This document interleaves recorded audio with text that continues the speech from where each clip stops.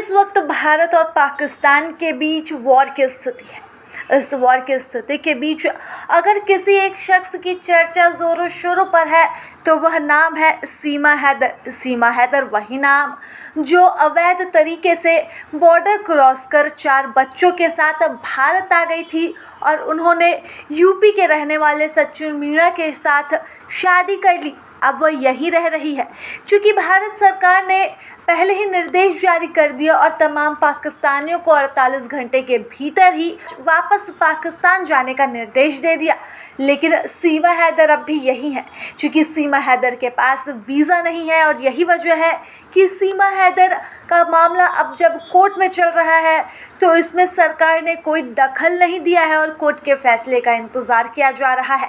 लेकिन उस बीच सीमा हैदर से जुड़ी एक बड़ी खबर सामने आ रही है। एक अजीबोगरीब वाक़या ग्रेटर नोएडा के रबूपुर गांव का है, जहां एक हैरान करने वाला मामला सामने आया है।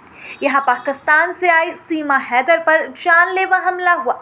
यह हमला शनिवार 3 अप्रैल शाम 7 बजे हुआ। युवक की पहचान गुजरात के तेजस झानी के तौर पर हुई है। झानी गुजरात में सुरेंद्र नगर जिले का रहने वाला है। तो वही मीडिया रिपोर्ट्स की माने तो झानी गुजरात से दिल्ली आया और फिर वहां से रबूपुरा पहुंचा। अब तक मिल रही जानकारी के अनुसार सीमा के घर में यह व्यक्ति घुस गया और सीमा पर जानलेवा हमले की कोशिश की।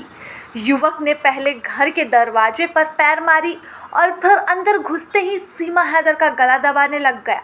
जब सीमा ने शोर मचाया तो आसपास के लोग मौके पर पहुंचे, फिर युवक को पीट डाला। तो वहीं सीमा ने तुरंत ही इस पूरे मामले की जानकारी पुलिस को दी है और सीमा के पास इस वक्त सुरक्षा कर्मी मौके पर मौजूद है। जब पुलिस मौके पर पहुंची तो युवक को हिरासत में लिया गया है। इतना ही नहीं, पुलिस ने उसका फ़ोन भी जब्त किया। फिलहाल पुलिस आरोपी से पूछताछ कर रही है। पुलिस की माने तो आरोपी का मानसिक संतुलन सही नहीं है। मानसिक स्वास्थ्य ठीक न हो पाने के कारण उसने इस घटना को अंजाम दिया। इस पूरे मामले की पुलिस गंभीरता से जांच कर रही है। युवक के परिजनों को भी इस बात की जानकारी दे दी गई है।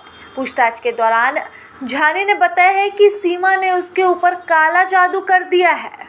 अब सीमा हैदर के ऊपर अब काला जादू का आरोप लगाने वाला युवक जो उसके घर बिना पूछे पहुंच गया और उसके ऊपर जानलेवा हमला किया है। चूँकि जब इससे पहले सीमा हैदर अवैध तौर तरीके से भारत आई थी तब भी कई तरह की बातें कही जा रही थी। सीमा हैदर को पाकिस्तान का खुफिया जासूस बताया जा रहा था, तो वहीं कई लोग कई तरह की बातें कर रहे थे।